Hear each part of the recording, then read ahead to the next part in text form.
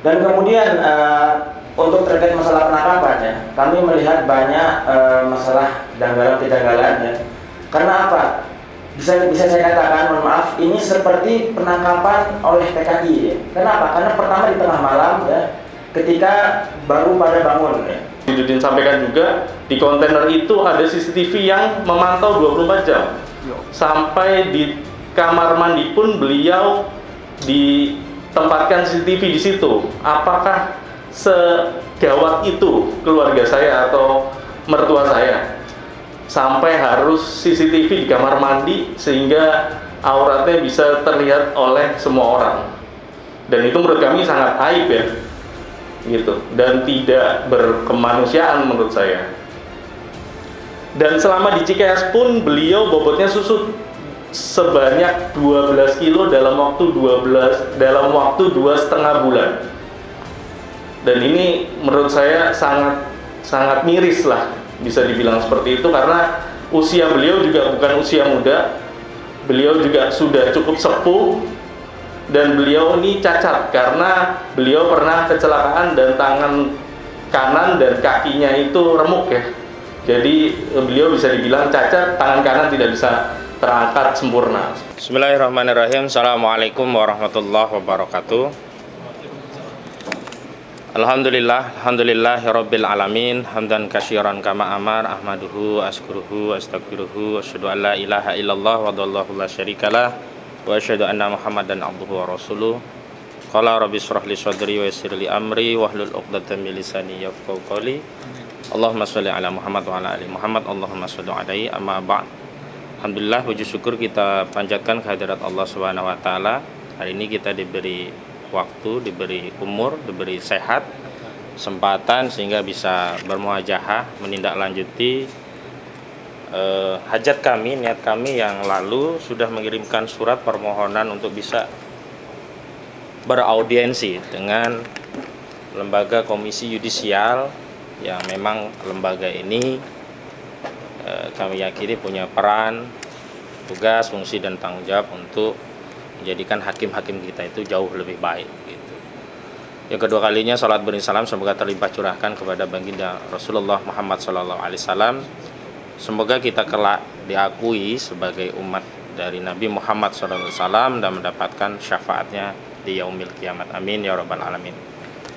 Pak Mul, Bu Lina dan yang lainnya, ini sebenarnya sebagian mungkin kami mengulangi sambil sekaligus menegaskan, tapi ada juga info-info yang baru perlu kami sampaikan. Mudah-mudahan ini juga membantu kinerja KY dalam melakukan pengawasan, termasuk dalam rangka untuk meningkatkan kualitas dari hakim-hakim kita.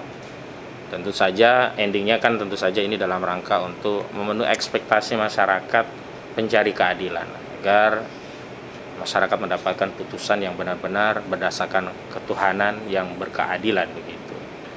Jadi saya dan tim ini berasal dari tim advokasi bela ulama, bela Islam, yakni kuasa hukum dari tim yang membela Ustadz Farid Ahmad Okbah, Ustadz Anung Al-Hamad, dan Ustadz Ahmad Zain An-Najah.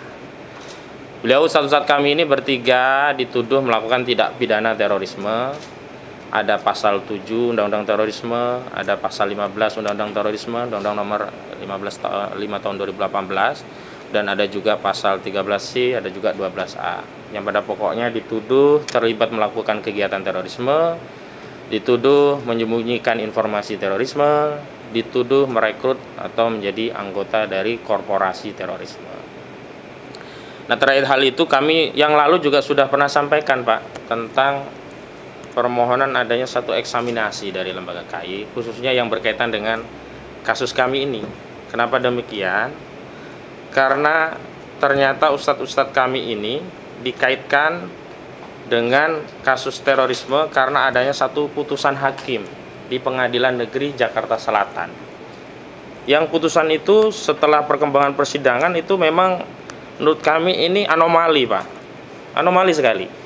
Karena baru kali ini kami menemukan ada putusan yang memberikan amar penetapan sebuah korporasi itu terorisme, tetapi tidak pernah muncul dalam dakwaan dan tuntutan jaksa.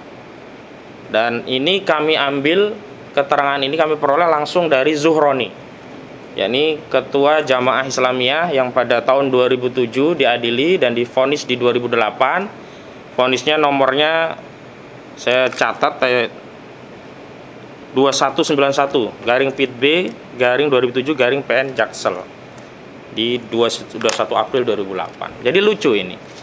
Dia divonis, dituntut seumur hidup, divonis 25 tahun tapi kemarin dijalani 15 tahun, kemudian PB keluar, belum lama ini juga keluar di 2022 ini.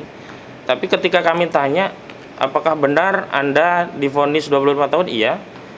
Apakah benar di situ ditetapkan bahwa organisasi atau korporasi saudara ditetapkan terorisme? Iya. Tapi kami tanya juga, apakah dakwaan tentang korporasi itu ada atau tidak dalam dakwaan terhadap saudara? Tidak ada. Dan di petitum atau tuntutan lah, kalau bahasa perdata kan petitum gitu. Di tuntutan jaksa juga tidak ada. Tiba-tiba muncul penetapan dari hakim selain memvonis 25 tahun penjara, juga menetapkan organisasi yang dipimpin Zuhroni ini sebagai organisasi terorisme. Nah, ini atensi besar bagi kami. Kalau yang lalu kami baru menduga karena belum masuk ada fakta persidangan. Dan rekan kami Deddy Suharyadi kan yang lalu sudah menyampaikan perlu ada eksaminasi. Karena dengan dasar putusan 2008 ini di Pengadilan Jakarta Selatan, ini para ustadz itu dikait-kaitkan. Misalkan bertemu dengan orang-orang JI, kemudian tidak melaporkan orang JI itu sebagai korporasi teroris, dituduh menyembunyikan informasi terorisme. Dan luar biasa Pak, ada ancaman pidananya minimum 4 tahun, maksimum bisa 12 tahun, ada yang 15 tahun. Apalagi kalau pasal 7-nya, bisa penjara seumur hidup kalau terkait terorismenya. Walau alhamdulillah kalau dari sisi fakta persidangan, kami sebagaimana kami yakini kami membela para ustadz, beliau-beliau ini adalah guru, ulama, pendidik di tengah umat kami, tidak ada satupun kegiatan yang terkait terorisme. Ketika unsur-unsur pasal kami tanyakan kepada saksi-saksi, apakah saksi pernah melihat ustadz kita mengeluarkan kekerasan, ancaman kekerasan, merusak fasilitas publik, mengancam fasilitas strategis nasional atau internasional, misalkan bandara, atau menghilangkan nyawa, atau mengancam, itu tidak ada semua. Nah, ternyata kaitannya selalu semuanya dikaitkan dengan putusan di Jakarta Selatan ini. Nah, putusan inilah yang menurut kami harus dilakukan eksaminasi. Karena kami khawatir ada masalah pada kode etik sebagai seorang hakim dalam mengadili perkara sehingga sampai muncul satu penetapan yang tidak pernah disinggung dalam dakwaan. Kalau dalam konteks perdata ini kan ultra petita Pak. Cuman ini kan pidana, sebenarnya masih mungkin sepanjang ada uraian peristiwa yang ada dalam dakwaan. Ini nggak ada, saya tanya nggak ada gitu. Dan memang ini sangat tertutup. Sekali lagi kami mohon KY juga bisa membuat akses kepada masyarakat terhadap putusan terbuka. Kenapa kami hanya bisa memverifikasi lewat persidangan? Karena akses ini tidak bisa. Kalau di putusan-putusan yang lain itu kan umumnya dipublish Pak di Mahkamah Agung. Tapi terkait terorisme tidak ada yang dipublish. Nah, ini kesulitan kami di sana. Kalau yang lain itu umum, kita cari di pusat SIPP Mahkamah Agung ya, diklik nomor perkara, ada PDF muncul, kita tinggal download. Di situ lengkap ya. Pertimbangan juga ada sampai vonisnya. Jadi kita bisa menilai. Nah, khusus ini tidak ada. Jadi atensi kami sebenarnya yang pertama tadi itu untuk menindaklanjuti apa yang sebelumnya sudah disampaikan oleh rekan kami Deddy Suharyadi pada kesempatan yang lalu. Dan yang kedua, kami ingin menyampaikan ulang tentang tindakan hakim yang ya kami itu kalau curhat kepada hakim Pak Mul, nggak bisa kepada yang lain hari ini. Karena kepada polisi bukan wewenangnya, ke jaksa juga sudah bukan wewenangnya. Kita mengajukan apa yang kita sampaikan kepada majelis hakim itu adalah permohonan untuk pengalihan tempat menahan, bukan penangguhan Pak.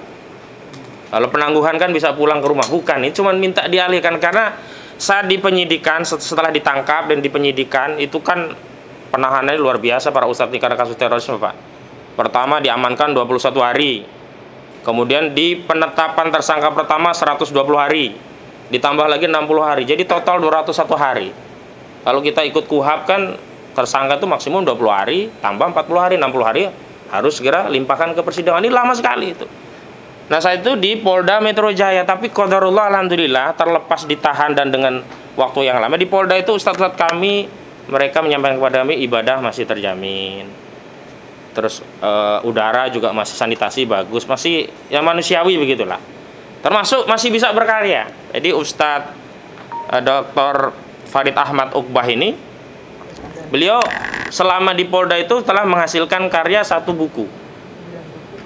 Yang ada 9 buku ya Bu malah. Ya, yang dicetak sudah 1 buku ya. Terus Dr. Ahmad Zain An-Najah juga meneruskan tafsirnya karena beliau kan ahli tafsir ini. Nah, tapi ketika dipindah ke Cikeas, ini nggak bisa lagi ada akses bolpen, nggak bisa, akses kertas nggak bisa, dikunjungi lawyer nggak bisa, keluarga nggak bisa. Bahkan kami waktu di tahanan ya di mana di Pengadilan Negeri Jakarta Timur, kita jenguk saja nggak boleh, kita kasih makan saja nggak boleh. Nah, maksud para keluarga saya ingat sekali Pak, ya kita ini berkhidmat Pak Mul juga kan sama lah, kita ingin di akhirat nanti walaupun amal kita tidak terlalu banyak, kalau kita membela para ulama, para ustadz kan mudah-mudahan dapat syafaat dari para ustadz ini ya. Jadi beliau-beliau ini kan makannya tidak terjamin. Para istri itu curhat ke kami itu setidaknya setiap sidang bisa dapat makanan yang lumayan relatif bisa gitulah. Nah, ketika mau dikasih itu juga tidak boleh gitu. Nah, hakim itu tidak tegas. Karena ketika saya komplain dalam majelis harusnya ada instruksi yang tegas. Nah, termasuk masalah penetapan tadi terakhir justru oleh hakim kita ditolak untuk memindahkan tadi dengan alasan yang macam-macam tadi. Padahal kita pasal 61, 60 KUHP itu tegas diatur bahwa advokat dan keluarga dari terdakwa itu punya hak untuk menemui tersangka atau terdakwa gitu. Kalau diatur oke lah kami mau ikut aturan, tapi ini tidak boleh gitu. Bahkan terakhir itu saya ingat mendampingi istri Ustadz Anung Alhamad Pak. Saya sampaikan Pak, saya 5 menit saja karena istrinya cuma minta 5 menit. Tidak dikasih juga. Dan 5 menit ini kenapa kami nggak bisa mewakili? Kami husnuzon itu adalah ada hal-hal yang sifatnya privasi berkaitan dengan urusan keluarga yang nggak mungkin dititipkan lewat kami kuasa hukum. Maka harus langsung, itu pun nggak bisa. Karena menurut kami memang harus ada kontrol terhadap hakimnya yang bisa punya kewenangan eksekutorial. Karena penetapan kan mudah. Tapi selalu saja berdalih silakan ikuti aturan yang ada. Nah, terutama tadi soal pemindahan yang sampai hari ini pun tidak pula dipindahkan. Padahal kita itu sudah, ya mohon maaf Pak Mul, kalau kita bicara rugi, kita rugi banyak Pak.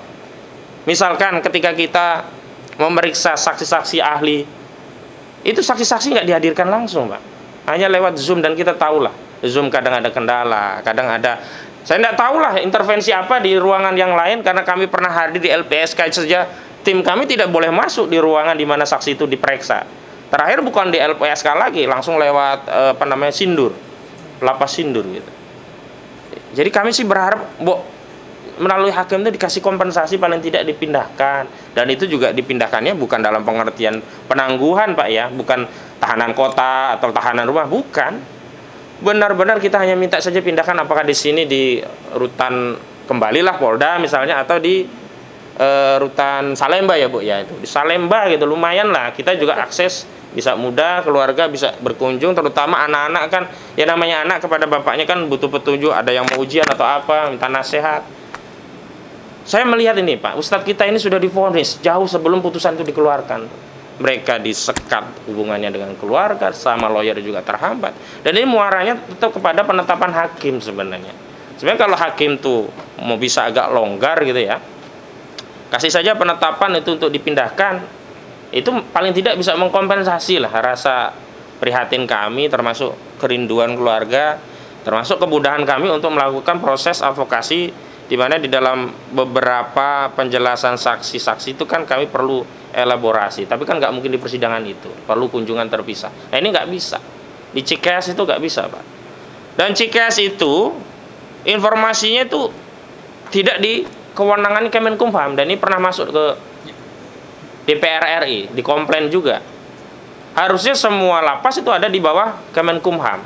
Ini jadi problem, catatan juga KY, bagaimana nanti hal itu, entah itu apakah masih kewenangan atau tidak begitu ya. Tapi yang jelas terkait hakimnya begitu Pak. Nah nanti juga kami bisa hadirkan di sini ada wakil keluarga tentang keluhan tadi, biar nanti ada perwakilan kami untuk bisa menyampaikan langsung dari keluarga, sehingga apa yang kami sampaikan itu bukan berarti kami ngarang-ngarang, itu ada faktanya begitu. Dan yang ketiga Pak, satu tentang apa namanya tadi kan, yang pertama terkait dengan eksaminasi putusan yang bermasalah tadi, kedua terkait masalah pemindahan penahanan, yang ketiga sebagaimana surat yang pernah kami sampaikan dan sudah direspon Pak, kita kan dulu pernah mohon pemantauan. Nah, kami ingin tahu sejauh mana sih, tadi sudah ngobrol-ngobrol non formal bahwa hasil akhirnya tetap nanti setelah putusan, tapi kan kami tidak pernah tahu keberadaan KY di persidangan itu seperti apa, sehingga KY bisa melihat tidak kondisi di pengadilan secara langsung gitu. Kalau dari sisi hakim itu bagaimana, nah dari sisi jaksa bagaimana, dari sisi kami bagaimana, dan kami juga terbuka saja kalau ada catatan terkait kami, walaupun fungsi dan tugas utama KY kan terkait pengawasan kepada hakim gitu. Kenapa? Ya tadi sebagaimana saya sampaikan, kalau kami datang ke KY itu Pak bukan hanya mewakili keluarga, banyak simpul-simpul umat yang tanya kemarin ke KY bagaimana gitu. Jadi sikap kelembagaan KY pun itu dipantau oleh masyarakat, kami juga ditanya, dan kami kan tidak mungkin menyampaikan apa yang tidak kami ketahui. Misalnya bagaimana pemantauan KY, kami katakan oh pantau terus KY, padahal kami tidak tahu apakah dipantau atau tidak. Bagaimana rekomendasi KY, apa akan ada tindakan lebih lanjut, ya kami juga tidak tahu gitu. Nah di titik itulah menurut kami pentingnya kami menyambung tadi informasi tadi, sehingga kami juga bisa memenuhi harapan umat, karena pembelaan terhadap ustadz kita ini kan secara hukum hanya kami ya lawyer, tetapi secara umum, secara publik ini semua ada di belakang para ustadz. Dan ini menariknya Pak Mul, mohon maaf ini mungkin proyek teroris salah ini sekarang. Kenapa? Karena Ustadz Farid Umbah itu ya memang sulit kalau dikatakan teroris. Pernah diterima Pak Presiden Joko Widodo. Kok masa ada teroris diterima presiden? Kalau begitu kan BIN-nya kan kacau. Bagaimana bisa Badan Intelijen Negara kecolongan ada orang, karena apa? Jamaah Islamiyah itu dipersoalkan sejak 2008 putusan tadi. Ustadz Farid itu ketemu dengan orang-orang JI yang padahal ketemu silaturahmi biasa Pak, seperti kita ketemu, masa saya ketemu KY begini nanti dianggap saya anggota KY. Nah proses klaim anggota JI itu begitu, karena tidak ada kartu anggota, tidak ada apa-apa, yang ada hanya baiat, dan baiat itu tidak ada saksi satupun yang menyatakan melihat 3 ustadz kita itu berbaiat kepada JI. Akhirnya apa klaim? Ya kami husnuzon, dia anggota JI karena ada di ruangan ini. Ya seperti kita nih Pak, saya hadir di sini, masa kemudian Bapak mengatakan saya suuzon ini semua anggota KY karena berada di KY? Ya kan enggak, kan harus ada bukti. Nah itu berasal dari putusan 2008. Tapi mengapa 2020 kok masih bisa kalau memang benar nih Ustadz Farid ini ya? Dan kita yakinnya enggak. Dan ustadz-ustadz yang lain juga enggak sama. Coba Ustadz Ahmad Zainan aja, mohon maaf, beliau itu punya kafaah di bidang ilmu fikih, khususnya fikih muamalah. Beliau fatwa, komisi fatwa khusus muamalah di Majelis Ulama Indonesia. Sedikit sekali ulama-ulama yang dia konsentrasi pada fikih muamalah, khususnya masalah yang muamalah kontemporer Pak. Kita aja kalau ditanya fikih hukumnya tentang multi level marketing kan bingung, kita nanya kepada ahli fikihnya. Nah dari sisi itulah kami tidak ingin nanti ujungnya Pak, ini yang terakhir yang kami khawatirkan. Kemarin saya sempat intercept jaksa Pak, karena saksi ditanya pernah nggak melihat Ustadz Farid terkait dengan kegiatan teror, nggak. Tak tahu nggak bom Bali, terkait bom Bali ada hubungannya JI dengan itu? Tidak. Saksi dipaksa ditanya terakhir, ada nggak kaitannya dengan jihad global? Langsung saya intercept Pak, marah saya. Ngapain kalau kasus terorisme dikaitkan dengan jihad? Langsung buru-buru jaksa itu diam. Maksud saya begini, ini kalau nggak kita kontrol bareng-bareng Pak Mul, ini agama kita nih Pak Mul kan muslim. Ini khawatir nanti istilah syariah, hijrah, jihad, sampai yang lain-lainnya itu, sampai dakwah, itu dianggap sebagai rangkaian peristiwa terorisme. Karena dakwah itu isinya dakwah semua. Lah kemudian kalau ada misalkan begini, niatnya menerapkan syariat Islam, terus di situ dia berdakwah. Oh, ini karena tujuan menerapkan syariat Islam berarti teroris. Kan ini sama saja terorisasi terhadap ajaran Islam. Nggak ada loh Pak peristiwa di dalam dakwah itu, misalkan peristiwa yang lazimnya kita anggap, bukan kita anggap ya, lazimnya kita sebut sebagai teroris. Misalkan pembantaian seperti di OPM di Papua gitu. Ada berapa nyawa yang dicacah-cacah, ada biji mata yang terlempar, nggak ada sama sekali gitu loh. Justru yang muncul nomenklatur terkait agama Islam. Nah ini yang saya juga ingin pantau, agar apa? Agar hakim juga bisa memahami konstruksi berpikir ini. Jangan sampai nanti jadi pertimbangan, ajaran Islam itu jadi pertimbangan yang memberatkan terdakwa. Menimbang bahwa terdakwa memperjuangkan syariat Islam, maka terdakwa terbukti secara sah dan meyakinkan melakukan tindak pidana terorisme. Bahaya kalau sudah begini. Walaupun nggak mungkin ada bahasa yang eksplisit seperti itu, nggak mungkin. Tapi kalau implisit pun nanti yang dipersoalkan itu adalah ajaran Islam, ini bahaya. Kalau umat Islam yang marah, nah nanti nggak ada guna Pak proses penegakan hukum, nggak ada guna. Gak ada guna sama sekali. Nah, kita tidak ingin proses penegakan hukum itu tidak ada guna. Ada guna ya ini dengan apa? Memenuhi standar operasional prosedur yang berlaku, termasuk hakim SOP-nya diikuti, jaksa diikuti, semua yang terkait dengan proses penahanan diikuti. Kalau hari ini para ustadz di pengadilan, ya wewenangnya pengadilan, bukan lagi di Densus, bukan lagi di Cikeas gitu loh. Di Cikeas itu nggak tahu Pak, sampai saya dapat pengakuan dari ustadz, di urusan di toilet saja dipasang CCTV Pak. Ya walaupun mau lari-lari di mana sih para ustadz ini, kan itu ada hal-hal yang sifatnya privacy. Kalau dalam fikih Islam itu adalah aurat yang nggak bisa dilihat orang lain. Ini kan ustadz kita jadi nggak punya aurat lagi dilihat. Masya Allah, kita kan laki-laki, walaupun laki-laki di atas pusar, di bawah pusar sama dengkul itu udah aurat. Kalau kelihatan bagaimana? Nah saya kira ini yang penting untuk diketahui, dan selanjutnya nanti mohon izin Pak karena kita mau curhat, mohon waktu untuk bisa mendengar nanti, karena kawan-kawan kami yang lain mungkin bisa menyampaikan tambahan yang kebetulan belum sempat bisa saya wakili. Itu saya dari saya, selanjutnya saya serahkan rekan kami. Terima kasih, kurang lebihnya mohon maaf. Assalamualaikum warahmatullahi wabarakatuh. Assalamualaikum warahmatullahi wabarakatuh. Mohon izin Pak Mul, Pak Imron, Bu Lina ya, dan staf yang lain.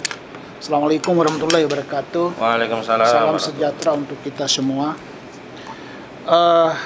Saya tidak mengulangi apa yang disampaikan rekan saya, teman saya. Hanya poin-poinnya aja, bahwa kita mengacu kepada ketentuan Undang-Undang Yudisial nomor 11 ya, nomor 18 tahun 2011, perubahan atas Undang-Undang nomor 22 tahun 2004 tentang Komisi Yudisial. Tugas dan wewenang salah satu Komisi Yudisial adalah bagaimana mengawasi perilaku hakim, ya, perilaku hakim. Fakta yang kami, khususnya saya, peroleh sebelum putusan sela, ya, sebelum putusan sela terhadap ketiga ustadz yang didakwah dugaan kasus terorisme, sungguh prihatin atas sikap dan tindakan majelis. Ya, nanti Bapak tolong cek perkara tiga ustadz itu di PN Jakarta Timur sebelum putusan sela ya, saya coba. Itu jujur saya ingin menyampaikan, karena pada saat itu saya adalah bagian, selain dari teman-teman saya mengajukan protes terhadap mekanisme pelaksanaan proses persidangan. Ya, di situ ada, kita mengacu kepada Undang-Undang Nomor 8 Tahun 2081 tentang hukum acara pidana. Nah, juga di situ jaksa menghadirkan juga undang-undang tentang terorisme. Ya. Nah, saya ingin katakan gini, Pak. Kalau dia udah masuk di ranah pemeriksaan dan mengadili dan memutuskan, adalah sudah wewenang majelis hakim. Ya, tolong dicermati Pak Mul dan teman-teman. Ini saya bicara sebelum putusan sela, ya. Nah, itu sikap dan perilaku hakim yang sepengetahuan saya itu lain daripada yang lain. Ya. Artinya pengadilan ini kan orang mencari keadilan, bagi pencari keadilan. Hakim ini kan sesungguhnya sebagai penengah, bagaimana mengkonstruksikan persoalan yang didakwakan oleh jaksa, lalu kemudian ketika ada eksepsi tentang dakwaan, lalu kemudian katakan saja umpamanya dakwaan itu, eksepsi itu tidak ditolak atau tidak dapat diterima, kemudian dilanjutkan dengan pemeriksaan pokok perkara, maka kemudian majelis ini kan kita harapkan harus bersikap adil kaitan dengan masalah perilaku keadilan itu. Nah, saya melihat, Pak, ini sebelum putusan sela, soal menyangkut masalah keberatan kami tentang konstruksi bagaimana beracara, ya, sehubungan dengan masalah keberadaan tiga hakim, soal perdebatan online dan offline. prinsip kasus pidana itu adalah mencari kebenaran material. Artinya peristiwa perbuatan pelaku. Nah, pada saat sidang sebelum putusan sela itu juga kita sudah melihat interaksi melalui online pada saat pemeriksaan identitas. Itu sinyalnya putus-putus, Pak. Apakah itu bagian daripada kita mencari kebenaran materi? Itu kami sampaikan. Mohon. Kenapa selama dalam proses persidangan ini tidak ada yang demo di depan itu? Kalau kita mau jujur, Pak. Kalau kita mau jujur, tapi kami tidak pernah action di permukaan. Kami sampaikan kepada keluarga semua, kepada unsur-unsur organisasi, ormas segala macam, nggak usah demo. Kita nanti akan uji di sana. Dan faktanya kan, ketiga ulama proses persidangan ini kan aman-aman saja. Kenapa kemudian kewenangan majelis ini tidak digunakan? Itu maksud saya, Pak. Artinya, offline dengan online ini, orang mencari, asas hukumnya mencari kebenaran material. Ketika kami mengajukan, ya ini kan saksi, ini kan ada interaksi dengan terdakwa, 3 terdakwa ini. Ya, kenapa permohonan kami tidak dihadirkan? Dengan alasan bahwa di undang-undang teroris itu ada merahasiakan identitas di pasal 33 undang-undang teroris. Ya. Tetapi hakim punya keyakinan selama proses persidangan ini kan suasana di luar itu kan aman, tertib, rapi, kok nggak ada apa kok. Nggak ada apa-apa. Dan kami tim penasihat hukum ini jamin, Pak, soal keamanan itu. Ya. Nah, oleh karena kami melihat majelis hakim ini soal satu kasus, soal offline dengan online, asasnya adalah mencari kebenaran katanya. Yang kita butuhkan adalah saksi harus depan situ, sehingga ada interaksi secara material.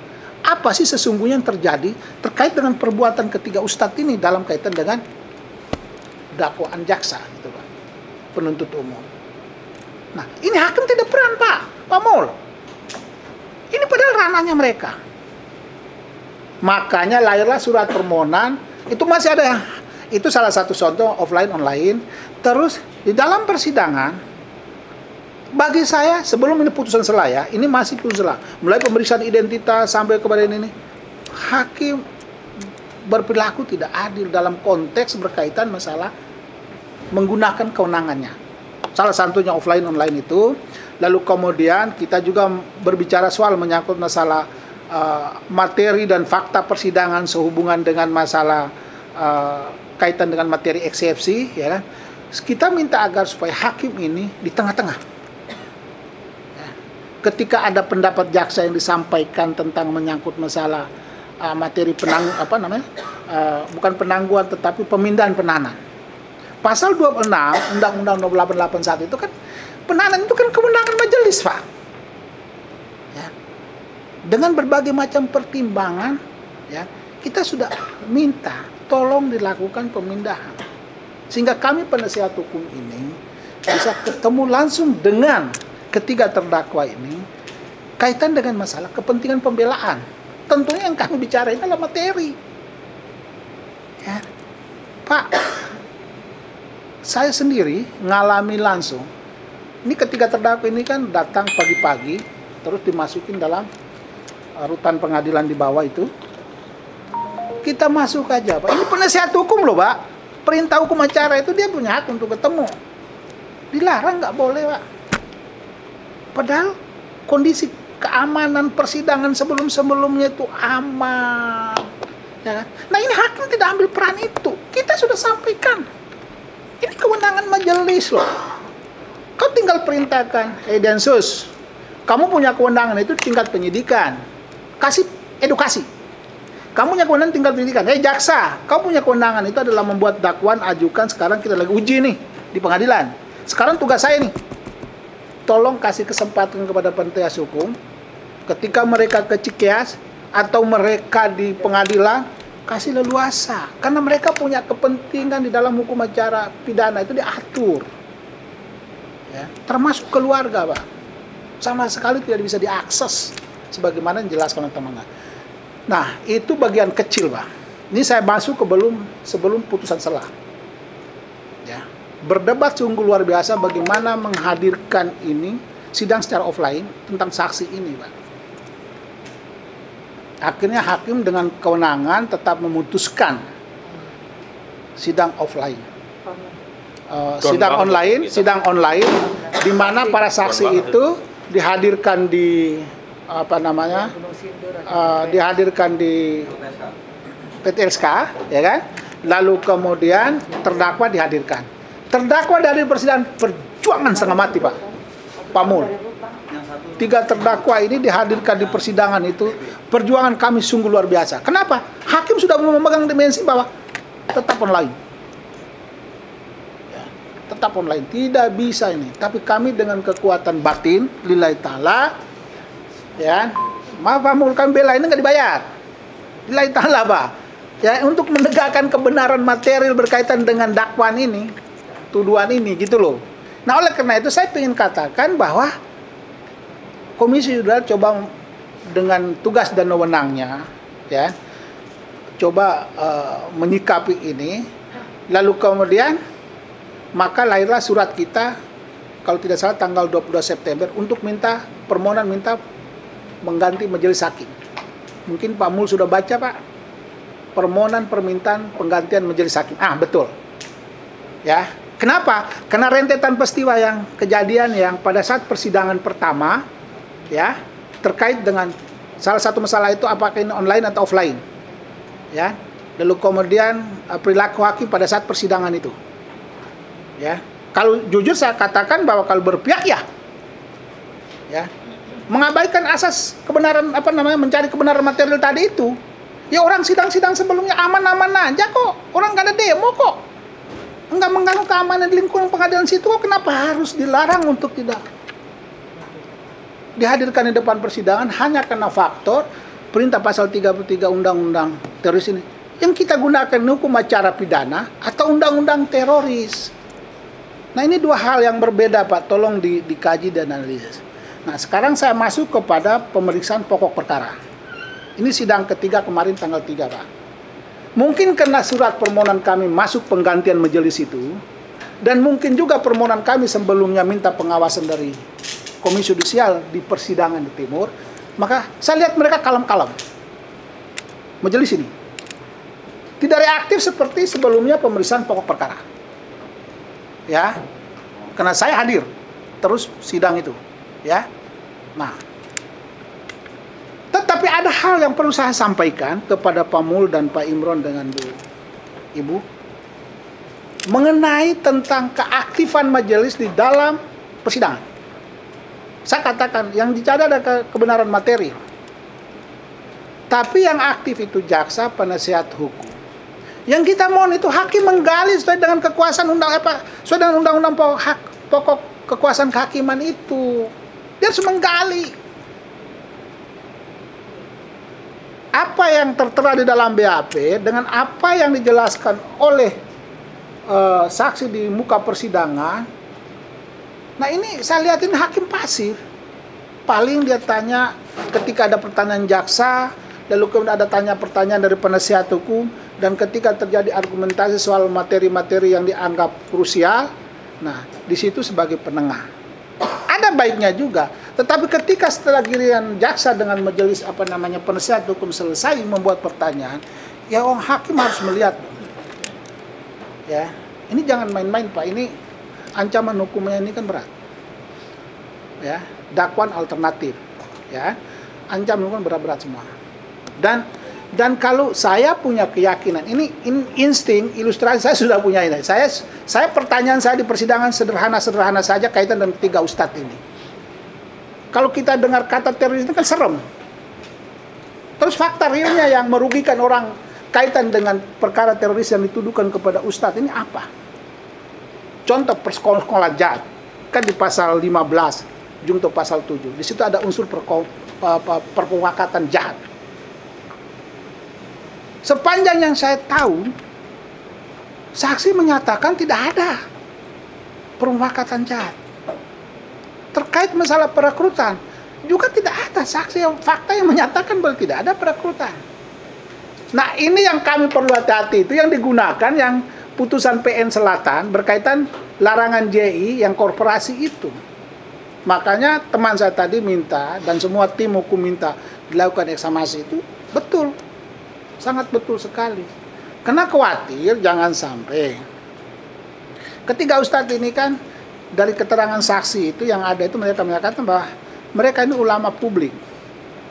Dan materi ceramah mereka itu ya kan, sesuai dengan catatan keterangan mereka itu bahwa mereka ini materinya itu berkaitan dengan ahli sunnah wal jamaah, tentang apa namanya fikih, kaidah, kehidupan keumatan sehari-hari. Apalagi saksi fakta yang diajukan jaksa penuntut umum dari masyarakat, Pak. Di lingkungan tiga ustadz ini tinggal. Semua menyatakan bahwa ketiga ustadz ini orang baik dan tidak pernah melakukan permufakatan jahat dengan kami di lingkungan.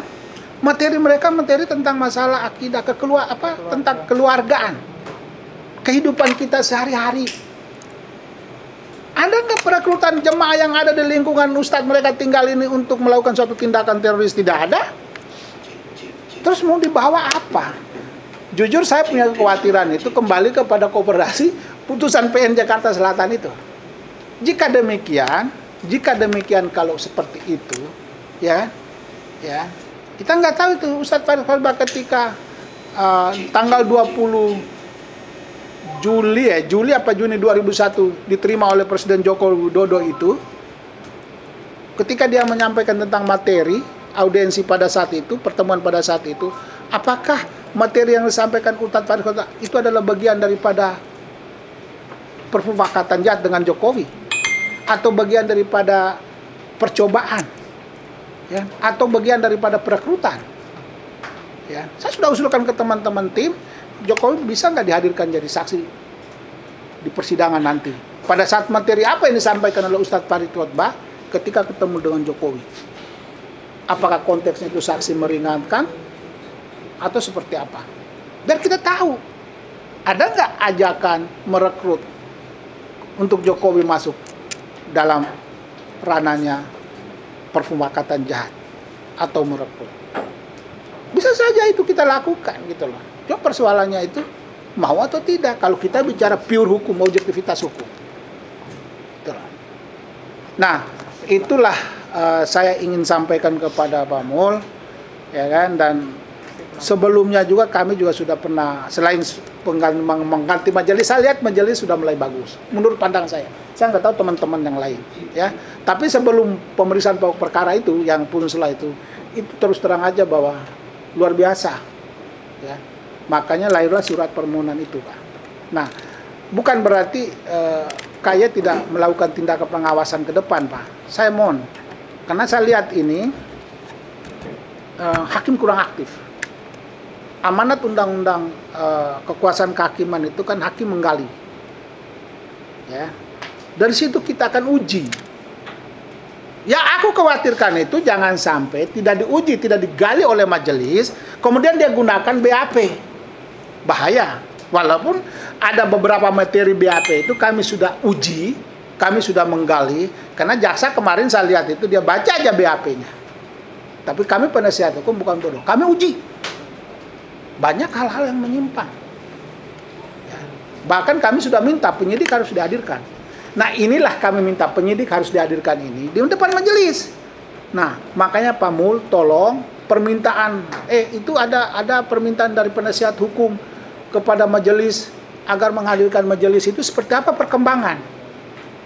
Ya. Nah, ini kan bagian daripada bentuk perilaku adil dalam rangka untuk menuju kepada konstruksi suatu kebenaran material. Maka kemudian kami minta kepada majelis bahwa penyidik harus dihadirkan. Nah, kalau manakala ke depan ini mungkin dia lupa atau bagaimana, nah, dalam kaitan dengan fungsi pengawasan KEA ini, ingatkan mereka. Ya. Kita mau pingin fair. Ya. Kita mau pingin fair. Ya. Saya tidak mau mendahului putusan majelis hakim. Saya sudah punya naluri, Pak. Saya setiap membela kasus itu, insting naluri saya jalan, Pak. Saya tidak katakan punya indera yang kesekian. Ya. Nah, dan ketika sebelum saya tampil menjadi pembela suatu terdakwa itu, saya lihat dulu, saya pelajari dulu, saya baca dulu. Makanya ujung pertanyaan saya selalu tanyakan, ada nggak perbuatan jahat para saksi? Tahukah ketiga ustadz ini ada perbuatan jahat, ada perekrutan? Tidak ada. Terus mau apa?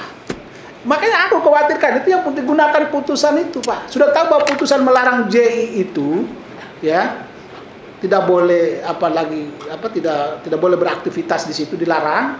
JI itu korporasi terlarang. Kenapa ustadz ini memberikan ceramah di situ? Ini ustadz ini kan ulama publik. Ya, saya kasih contoh tadi, kalau ulama publik, Jokowi aja terima kok. Terus kemudian status Jokowi pada saat terima ustadz itu, kemudian dia memberikan materi itu. Apakah itu bagian daripada modus merekrut? Belum lagi kita bicara dari konteks ceramah, isi ceramah-ceramah lain kepada jemaah apa? Kepada jemaah yang lain, termasuk di lingkungan, termasuk di instansi kepolisian Republik Indonesia, di BIN, dan seterusnya, Pak. Ini semuanya akumulasi daripada materi ceramah dari ketiga ustadz ini. Dan Ustadz Jen ini adalah Majelis Fatwa MUI. Ya kan? Kalau memang dia ini teroris, apa yang pokok pikiran dia dimasuk di dalam fatwa itu apa bagian dari apa? Ya, tertindak.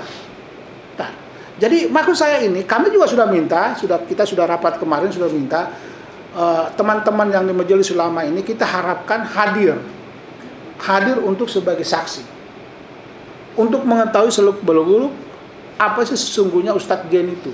Semua kita akan buka semua nanti.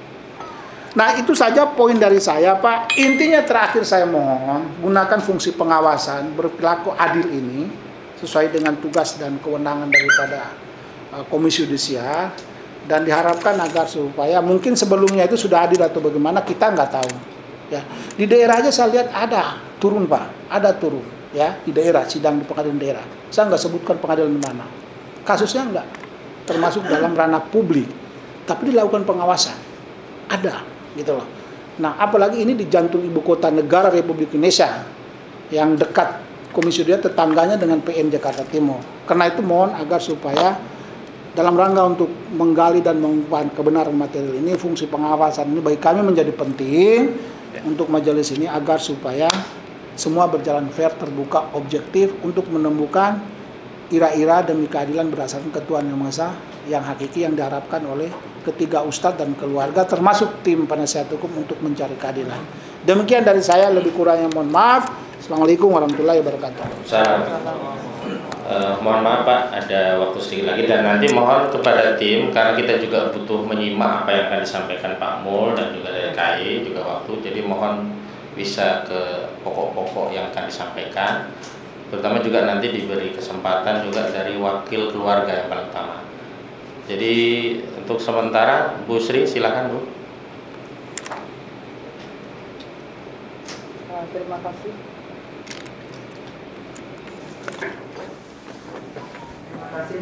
Mas ini digeserin ya. Assalamualaikum warahmatullahi wabarakatuh.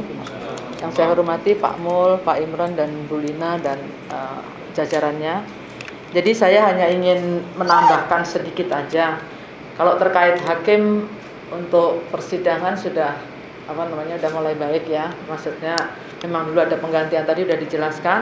Yang fokus saya adalah menambahkan terkait dengan hak terdakwa, yaitu terkait dengan pemindahan tahanan dari Cikeas, kalau bisa dipindahkanlah mau di Polda ataupun di rutan manapun monggo. Yang penting adalah hak-haknya terdakwa itu bisa untuk memperjuangkan keadilan untuk dirinya itu bisa didapatkan, yaitu bisa berkomunikasi dengan tim PH-nya sehingga bisa menyampaikan hal-hal apa yang harus diperjuangkan dalam persidangan.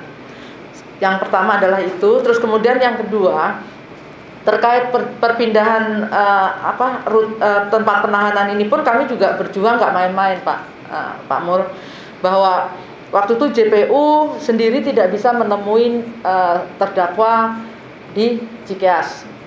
Nah, terus kemudian kami apalagi lebih nggak bisa lagi. Terus kemudian kita tanyakan ke JPU, semua itu tergantung pada Densus 88. Akhirnya kami dengan karena Ustadz Farid ini adalah ulama kami di Parmusi, maka Ketua Umum Parmusi pun juga mencoba berkomunikasi dengan Kapolri dan ditugaskanlah Densus 88 untuk melakukan pemindahan. Kemudian kami juga sudah bertemu, waktu itu sudah berdiskusi, bertemu dengan Direktur Densusnya Pak Arif, Brigjen Arif. Nah, beliau juga sangat semangat untuk memindahkan karena kami menyampaikan hak-hak ini kan beliau ini merasa sangat yakin, bahkan Ustadz Farid pun pernah waktu pemeriksaan BAP pun menyampaikan ke direktur bahwa Bapak ini salah nangkap saya, yakin banget bahwa beliau tidak bersalah. Nah, untuk memperjuangkan hak-hak keadilan ini harus dong diberi kesempatan untuk bisa berkomunikasi dengan tim penasihat hukum khususnya. Nah, kalau dengan permohonan kami untuk perpindahan dari Cikeas ke rutan lainnya itu, beliau sangat setuju dan bahkan sampai menjanjikan kepada kami pada pertemuan itu, ya sabar Ibu ya, mungkin tunggu 1-2 hari lah saya urus administrasinya. Dengan senang kami sampaikan juga kepada keluarga. Karena apa? Karena kami sangat ingin beliau bisa berkomunikasi dengan keluarga maupun dengan PH-nya. Ternyata apa yang kita dapatkan, hakim tiba-tiba pada sidang menetapkan bahwa tidak menyetujui perpindahan. Gitu.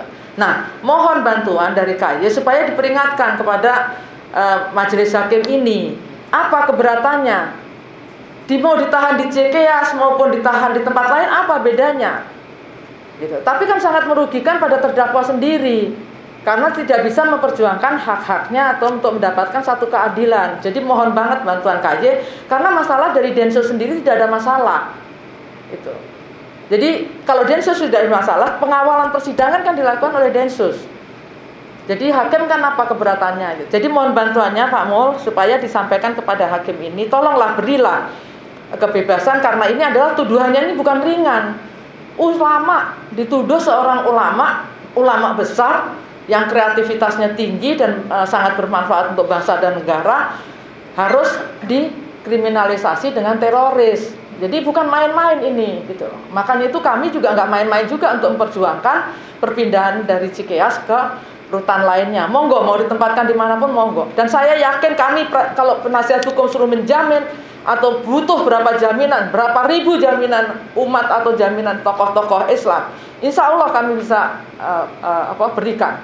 Kami akan upayakan kalau memang bahwa Ustadz ini tidak akan kabur, bahwa Ustadz ini tidak akan melakukan, kami akan berikan jaminan insya Allah. Mungkin teman-teman di sini bisa membantunya. Itu aja saya sampaikan, mohon bantuannya dengan sangat supaya hal ini bisa dikabulkan. Terima kasih. Wassalamualaikum warahmatullahi wabarakatuh. Mengingat waktu ini mohon maaf ya, perwakilan keluarga dulu ya biar langsung Pak Mul dan yang ada di KY bisa mendengar. Kepada perwakilan keluarga silakan disampaikan keluarga seperti apa.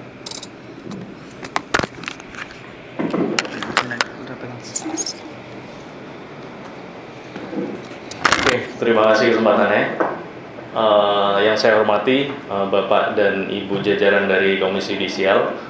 Perkenalkan, saya Sami Bawedan. Saya menantu dari salah satu terdakwa yaitu Ustadz Farid Okbar. Assalamualaikum warahmatullahi wabarakatuh. Waalaikumsalam. Untuk kesempatan kali ini saya pengen sedikit sharing aja sih kegiatan tentang Ustadz Farid Okbar di rumah seperti apa, lalu kegiatan sehari-hari beliau seperti apa. Izinkan saya minta waktunya mungkin 5-10 menit untuk menyampaikan.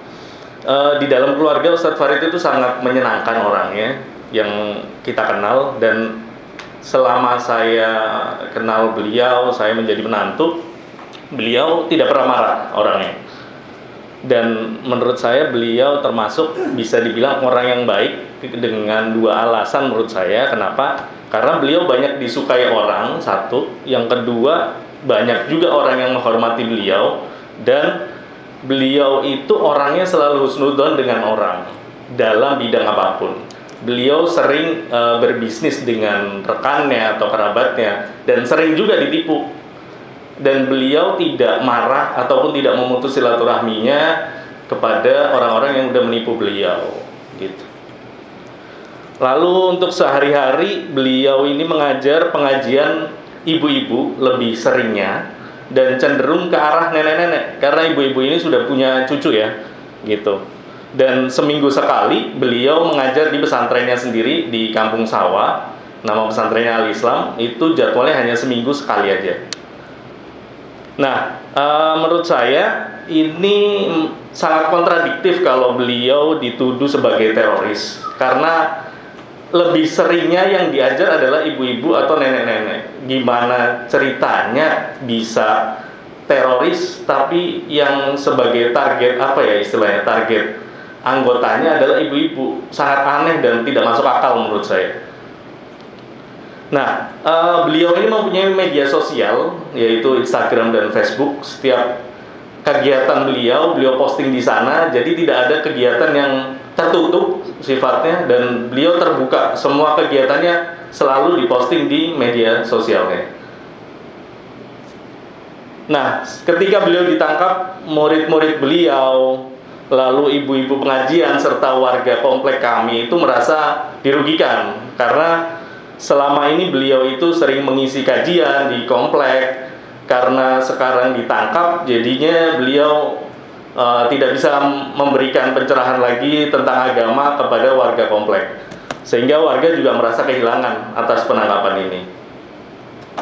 Nah, karena kapasitasnya beliau ini sebagai ulama, guru, dan muridnya termasuk murid di seluruh Indonesia, beliau punya murid. Termasuk juga jajaran aparat TNI dan polisi. Itu ada juga yang menjadi muridnya beliau. Seperti itu. Nah, sekedar fakta yang saya sampaikan juga, penghargaan dari Badan Intelijen Keamanan Polri beliau dapatkan. Dan itu kami bisa berikan plakatnya. Nanti kita sampaikan juga, mungkin berupa foto dulu. Dan di tahun 2020 beliau sempat bertemu Presiden Jokowi bersama rekan-rekan dari Parmusi. Dan beliau memberikan 5 nasihat langsung ke Presiden Joko Widodo. Dan kembali saya tegaskan lagi, apakah seorang teroris bisa bertemu presiden? Itu poin yang perlu dikasih tanda tanya besar sih menurut saya. Lalu fakta selanjutnya, ini yang menurut saya agak timpang keadilannya ya. Jadi beliau ini diminta berikrar setia NKRI pada saat ditangkap di Polda Metro Jaya. Di saat itu juga beliau ini disumpah atau diminta berikrar bersama napiter teroris yang sudah divonis. Sedangkan beliau sendiri masih belum proses sidang, belum masuk proses sidang. Dan ini mohon Bapak dan Ibu-Ibu dari KAY bisa memantau kebenaran yang saya sampaikan ini, apakah ini saya bohong atau fakta, seperti itu. Lalu semenjak beliau ditangkap, di awal ditangkap hingga Juli akhir, beliau ditempatkan di Polda Metro Jaya. Kami alhamdulillah bisa menjenguk 2 minggu sekali. Kami bisa memberikan makanan dari keluarga setiap menjenguk. Dan setiap menjenguk kita juga dapat porsi lumayan lama, hampir sejam lebih biasanya kita bisa bertemu beliau. Dan itu menurut kami sangat cukup dan kami berterima kasih bisa dapat kesempatan seperti itu. Lalu di Polda Metro Jaya beliau membuat karya 7 buah buku. Jadi tadi saya ralat pernyataan dari para lawyer, beliau membuat 7 karya, yaitu 7 buah buku, dan kita sudah cetak 2 buku. Jadi sangat produktif beliau di sana, dan beliau 3 hari sekali hatam Quran waktu di Polda Metro Jaya. Nah, semenjak dipindah, yaitu Juli akhir, beliau dipindah ke Rutan Cikeas. Dan di Rutan Cikeas ini keluarga tidak pernah menjenguk beliau di sana. Sama sekali keluarga tidak bisa akses, pengacara tidak bisa akses, jaksa pun tidak bisa akses. Seperti itu. Nah, dari pernyataannya beliau juga waktu di persidangan kemarin, beliau sempat menginformasikan ke keluarga bahwa beliau ditempatkan di kontainer. Apakah rutan di Indonesia ada yang berupa kontainer? Ternyata ada, karena beliau sendiri yang mengalami. Dan yang tadi Bapak Auziduddin sampaikan juga, di kontainer itu ada CCTV yang memantau 24 jam. Sampai di kamar mandi pun beliau ditempatkan CCTV di situ, apakah segawat itu keluarga saya atau mertua saya sampai harus CCTV di kamar mandi sehingga auratnya bisa terlihat oleh semua orang? Dan itu menurut kami sangat aib ya, gitu, dan tidak berkemanusiaan menurut saya. Dan selama di Cikeas pun beliau bobotnya susut sebanyak 12 kilo dalam waktu 2,5 bulan. Dan ini menurut saya sangat miris lah, bisa dibilang seperti itu, karena usia beliau juga bukan usia muda. Beliau juga sudah cukup sepuh, dan beliau ini cacat karena beliau pernah kecelakaan dan tangan kanan dan kakinya itu remuk ya. Jadi beliau bisa dibilang cacat, tangan kanan tidak bisa terangkat sempurna seperti itu, dan jalan pun pincang. Nah, mungkin itu aja yang bisa saya sampaikan. Saya berharap sih dari jajaran KY bisa membantu untuk memberikan fasilitas kepada keluarga dan memberikan keadilan yang seadil-adilnya. Terima kasih.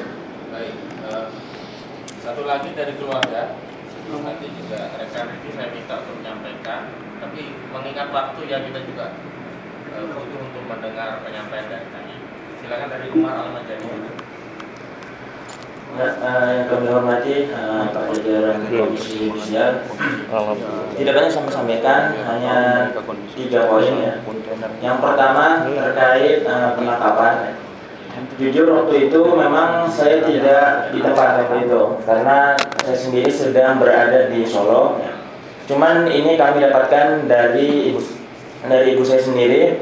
Jadi saat itu beliau ditangkap ketika pagi-pagi hari, tengah malam ya, sebelum jadi mereka itu sudah berada di tempat kami itu sejak sebelum subuh ya, sejak jam 3, dan kemudian ketika setelah sholat subuh ya, dan belum sampai rumah, kemudian akhirnya bapak saya ditangkap ya.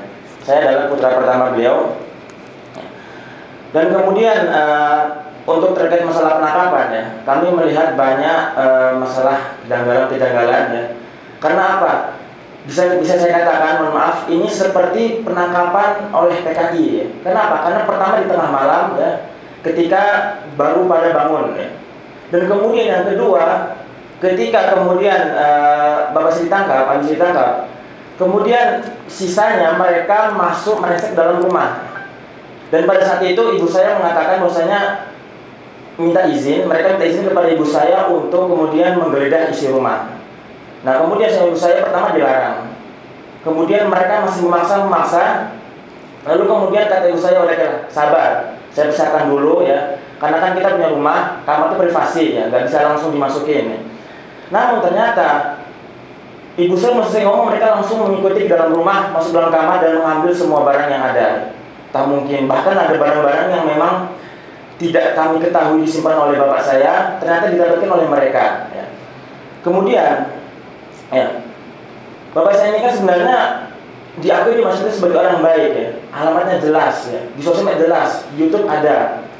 Lalu bagaimana bisa dibilang sebagai seorang teroris yang dia itu menutup diri? Kalau kita mengatakan, kalau kita mengingat kepada masyarakat, mereka kan mengakui beliau adalah orang yang baik ya.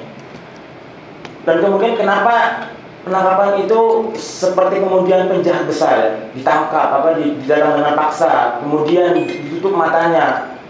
Dan yang paling parah itu ketika kemudian ya, kenapa? Karena bapak saya ini ya dikenal oleh banyak orang.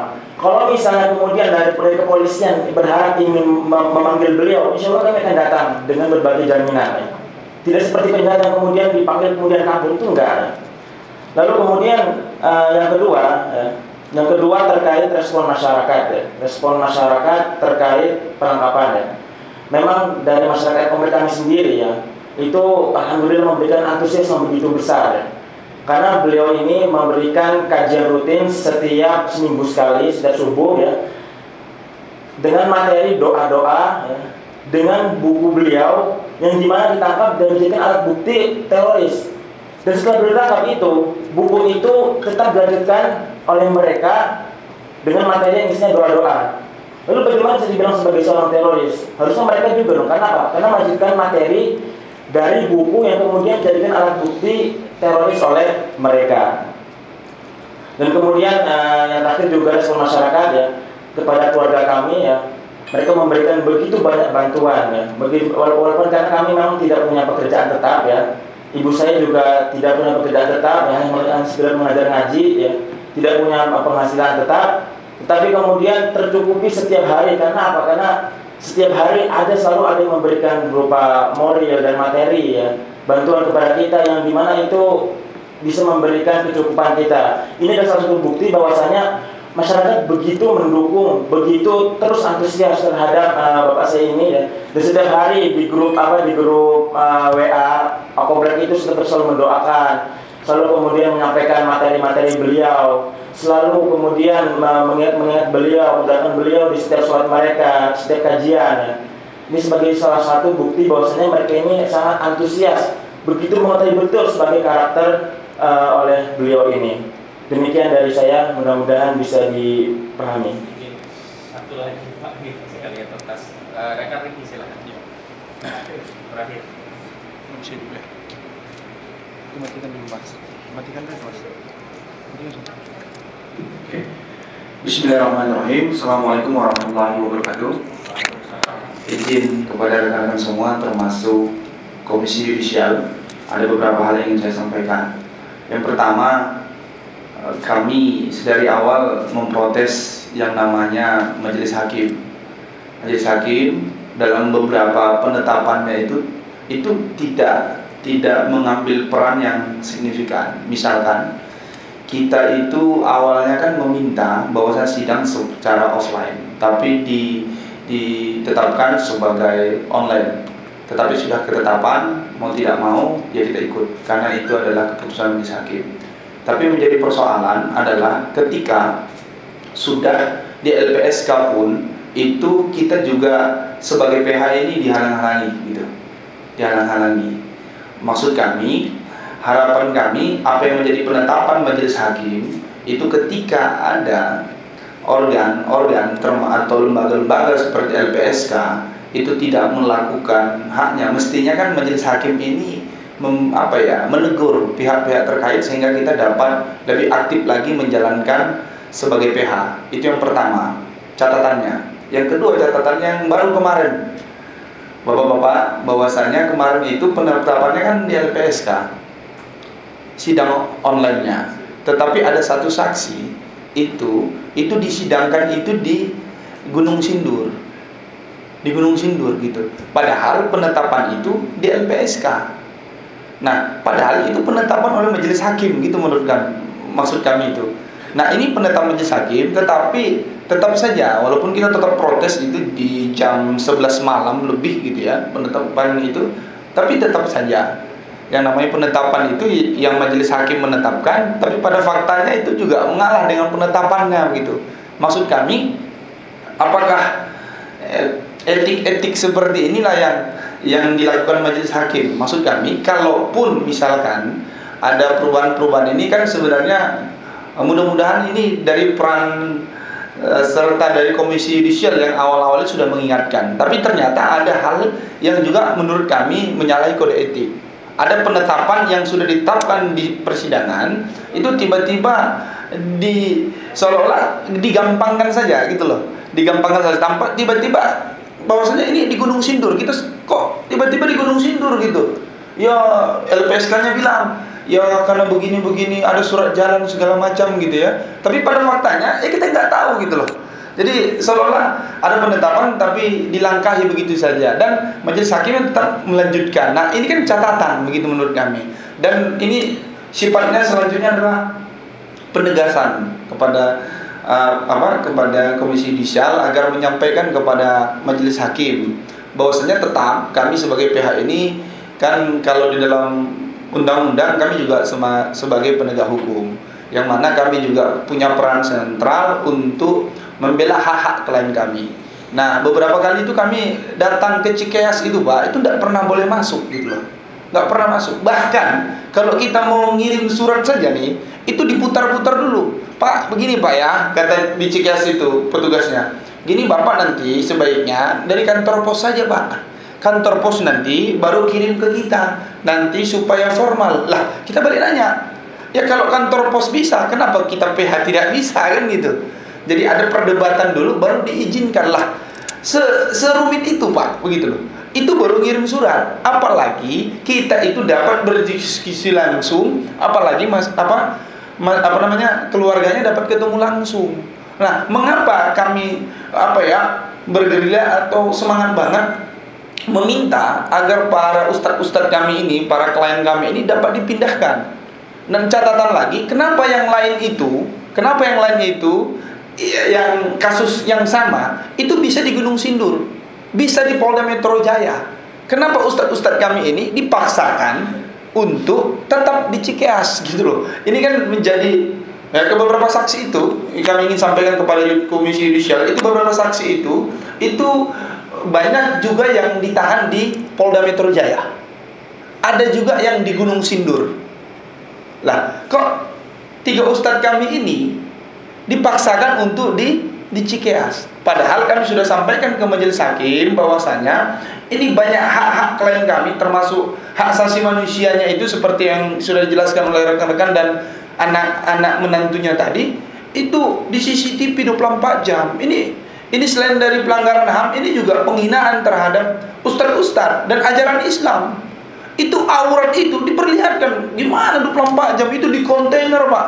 Di kontainer itu dilihat ke kanan ke kiri gitu loh. Masa sih tidak ada privasi bagi ustadz-ustadz kami? Sehingga kami meminta kepada Komisi Yudisial untuk mengingatkan majelis hakim agar majelis hakim ini berperan aktif dan menggunakan hak otoritasnya gitu loh. Hak otoritasnya apa? Bisa menetapkan bahwasanya lu jaksa, lu sudah bilang bahwasanya lu saja, jaksa itu saja, itu sulit dan bahkan tidak bisa bertemu. Gitu loh. Tidak bisa bertemu. Lah, kami juga PH tidak bisa ketemu, keluarganya tidak bisa ketemu, lalu siapa yang bisa ketemu? Nggak bisa. Karena alasan kuat itu, kami meminta majelis hakim untuk meminta membuat keputusan penetapan agar itu dipindahkan, mau di Polda Metro Jaya, mau di Salemba, terserah lah. Yang penting jangan di Cikeas. Ini mengapa peran serta kami, dan sebenarnya ini juga menjadi catatan. Kok Cikeas seperti itu? Mudah-mudahan dari usaha kami yang mudah-mudahan berhasil bagi klien kami 3 ustadz ini juga berdampak kepada tahanan teroris yang lain. Agar jangan agar mereka yang lain, ustadz-ustadz yang lain juga mungkin yang ditahan di sana, atau narapidana yang ditahan di sana, itu juga mendapatkan haknya, termasuk kepada keluarga-keluarganya. Jadi bukan hanya sebatas 3 ustadz ini gitu loh. Tapi poin kami fokus kepada 3 ustadz ini. Sangat sulit sekali hak-haknya gitu. Komisi Yudisial, bapak-bapak semua dan ibu-ibu semua, yang insya Allah berikan hidayah, diberikan kekuatan, termasuk keberkahan dalam hidup dan tugas kewenangan. Untuk sementara seperti itu. Terima kasih Bapak dan Ibu. Assalamualaikum warahmatullahi wabarakatuh. Kurang sapi deh Pak, harusnya biar rezekinya lancar. Amin. Ditambah anak-anak yang soleh-soleha. Amin. Baik, begitu Pak Mul dari kami. Kami mohon tanggapannya dan apa yang bisa kami dapatkan dari KY. Kami kembalikan kepada Komisi Yudisial. Terima kasih Bapak-Ibu sekalian. Kalau boleh kita simpulkan dari pertemuan kita hari ini lebih ke menegaskan pertemuan audiensi yang sebelumnya ya Pak ya, tanggal 29 Agustus kemarin. Ada 3 hal, ada 3 hal besar yang dimohonkan oleh Bapak-Ibu sekalian. Yang pertama terkait dengan permohonan eksaminasi putusan Pengadilan Negeri Jakarta Selatan yang nomor 2191 tahun 2028 terkait dengan pelarangan korporasi 2008 terkait dengan pelarangan korporasi yang dianggap teroris ya Pak JI itu ya. Nah, kemudian yang kedua terkait dengan terkait dengan pengalihan atau pemindahan penahanan dari Cikeas ke rumah tahanan yang lainnya. Karena di Cikeas ini Bapak Ibu sekalian menyampaikan bahwa di Cikeas ini komunikasi terdakwa itu terputus dengan baik penuntut umum maupun advokat maupun keluarganya, sehingga tidak bisa melaksanakan hak-hak dia untuk melakukan pembelaan di persidangan, dan hal ini akan berakibat kepada keputusan hakim nantinya akan diduga nanti keputusan hakimnya tidak bisa adil karena kurangnya hak-hak dari para terdakwa yang ditahan di Cikeas, seperti itu. Kemudian yang ketiga terkait dengan permohonan pemantauan terkait dengan 3 kasus ini ya Pak ya, kemarin ada 3 permohonan pemantauan. Nah nanti akan dijelaskan oleh Pak Mul Kepala Biro Pengawasan Perilaku Hakim dan juga oleh Bapak Imron selaku tenaga ahli kami. Dan saat ini kita sudah hadir juga di tengah-tengah forum ini ada Ibu Nini. Beliau adalah Kabak Pemantauan, kemudian juga Pak Ferli, beliau Kasubag di pemantauan juga, mungkin nanti bisa menambahkan untuk hal-hal teknisnya. Baik Bapak Mulyadi, kami persilakan, nantinya dilanjut oleh Bapak Imron ya Pak ya. Terima kasih.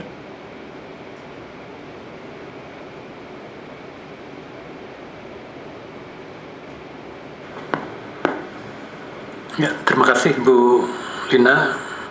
Bismillahirrahmanirrahim. Assalamualaikum warahmatullahi wabarakatuh. Alhamdulillahirrahmanirrahim. Wassalatu wassalamu ala asrafil anbiya'i wal mursalin wa ala alihi wa sahbihi ajmain. Pertama-tama marilah kita mengucapkan puji syukur kepada Allah Subhanahu wa taala. Kita semua masih dalam keadaan sehat walafiat dan bisa bersilaturahmi yang kedua kalinya Pak ya di Komisi Yudisial. Dan kami selagi ada waktu ini tidak bosan-bosannya menerima Bapak-Bapak dan Ibu di sini semua. Terima kasih sudah berkunjung ke Komisi Yudisial. Ya, kita juga sekarang sedang disibukkan untuk masalah Hakim Agung yang ketangkap. Saya bolak-balik ke KPK. KPK jadi bagian dari tugas kami itu loh. Kami sudah mendengarkan tadi apa yang disampaikan oleh Bapak dan Ibu tim advokat semua, dari pihak keluarga juga kami sudah menerima dan menangkap apa isinya. Nanti saya dan teman-teman Pak Imron tenaga ahli di Komisi Yudisial, ada Bu Nini dan Mas Ferli yang memantau Bu. Ada tim kita sejak Bapak datang sini. Minggu depannya sidang pertama dan kedua langsung saya perintahkan teman-teman tolong dimonitor di Pengadilan Negeri Jawa Timur. Nanti Bu Nini bisa cerita nanti bagaimana upaya dan suka dukanya. Kami juga memantau ke sana Pak. Pagi-pagi kalau masuk ke sana itu mesti pagi sebelum jam 6 katanya teman-teman udah harus standby di sana kalau mau masuk. Kita juga memantau juga Pak. Kita memantau terus perkembangan di sana. Saya dapat laporan terus dari teman-teman di sana. Itu upaya kami untuk menerima teman-teman. Nanti Bu Nini nanti sama Mas Firly bisa cerita nanti. Dan kita pun dari Ketua Komisi Yudisial udah mengirimkan surat juga langsung ke Ketua Pengadilan Negeri Jawa Timur bahwa kasus ini menjadi perhatian Komisi Yudisial. Ini terutama kasus untuk 576 ya, 574, 575 dan 576 ya. Ada Ustadz Ahmad Zain, Ustadz Farid Ahmad Otpah dan Anung Al-Hamad ya. Jadi ada beberapa dari permintaan tim lawyer dan keluarga tadi. Pemantauan sudah kami lakukan dan kami monitor terus perkembangan di sana.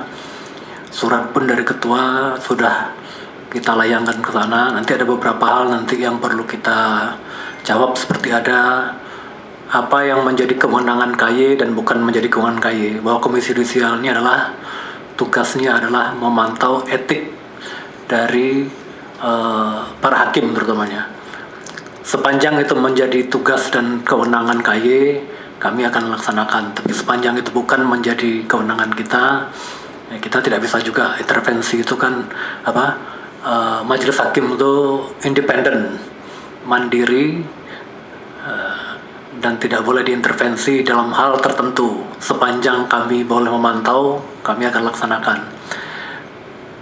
Tadi juga ada permintaan dari seperti untuk pemindahan penahanan, ada pergantian majelis, ada eksaminasi putusan tadi saya catat tadi, eksaminasi putusan dari Pengadilan Negeri Jakarta Selatan ya, nomor 2191 tahun 2008 ya. Nah itu nanti kita coba cari juga dulu dasar putusannya. Ya, dari saya secara umum seperti itu. Pak Imron bisa tolong dibantu kira-kira apa yang menjadi kewenangan KY dan di mana di luar kewenangan KY. Kalau proses pemantauan nanti Bu Nini tolong dijelaskan sedikit bagaimana usaha dari teman-teman untuk bisa masuk pengadilan. Kita kadang-kadang memantaunya kita diam-diam Mbak, ada yang diam-diam, ada yang terang-terangan, gitu. Ya. Pak Imron, silakan nanti kita melengkapi. Nanti saya jelaskan dulu Ibu, Pak Imron, Ibu Lina, udah Bu Nini dan Mas Berli bagian pemantauan. Pak Imron, silakan Pak. Nanti kita saling melengkapi aja nanti.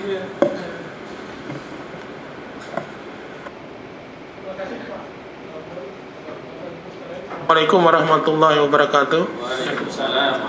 Dalam hitungan saya kasus terorisme ini udah 3-4 kali kalau nggak salah dipantau oleh Komisi Yudisial. Bukan saja kasus yang ini Pak. Jadi sejak saya itu nerima pemantauan itu sejak kasusnya Ustadz Abu Bakar Basir. Terakhir Ustadz Munarman ya yang dipantau oleh teman-teman di Komisi Yudisial. Jadi atensi terhadap kasus terorisme itu tinggi di Komisi Yudisial. Jadi karena apa? Karena dia menyangkut publik yang besar gitu. Jadi apalagi kaitan dengan umat Islam. Dan sebenarnya terorisme ini kita semua kan tidak ada yang tahu Pak artinya. Saya lama di terorisme Pak. Saya itu peneliti di Pusat Studi HAM Universitas Islam Indonesia tentang terorisme Pak. Jadi saya tahu persis. Mungkin bapak-bapak tidak pernah ketemu dengan aslinya orangnya itu. Kalau saya udah di Jawa Tengah itu udah makanan sehari-hari Pak. Dulu sebelum tahun 2010. Jadi memang di KY ini Pak, kalau dilihat di dalam ketentuan peraturan undang-undangnya, karena mau tidak mau kita harus ke sana, itu banyak hal yang bisa dilakukan, terutama dia difokuskan pada pencegahan penanggalan kode etik. Hanya memang untuk hal-hal tertentu dia memang agak bersinggungan dengan Mahkamah Agung. Misalnya tadi yang Bapak katakan, apakah KY bisa melakukan eksaminasi? Secara mandiri bisa melakukannya, secara mandiri. Tapi kalau sudah mengkaitkan dengan putusan agak sulit, karena dia kewenangan internalnya Badan Pengawas Mahkamah Agung. Jadi, tapi kalau dia di eksaminasi itu dirubah menjadi, apakah KY bisa melakukan penelitian terhadap pelanggaran kode etik? Sangat bisa gitu. Jadi karena itu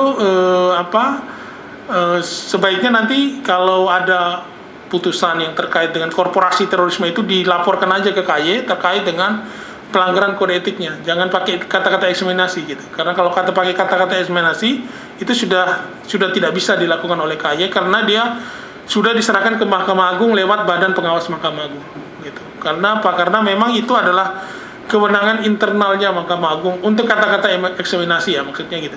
Walaupun nanti isinya sama gitu, tapi pakai nomenklaturnya itu tidak pas di KY itu. Tapi pelanggaran kode etik saja, misalnya tadi terkait dengan korporasi terorisme itu ya. Saya juga baru dengar ada korporasi terorisme ini Pak. Biasanya korporasi itu korupsi gitu ke lingkungan, hutan gitu. Itu ada juga ya putusan. Menarik juga untuk dikaji itu Pak. Untuk dikaji oleh teman-teman di lawyer atau di mana saja untuk melihat bagaimana sebenarnya. Gitu. Nah, yang kedua gini, kalau di kesekjen di KY ini kan ada 2 level ya, ada 2 level. Kalau di kami ini kan sebenarnya level pertamanya.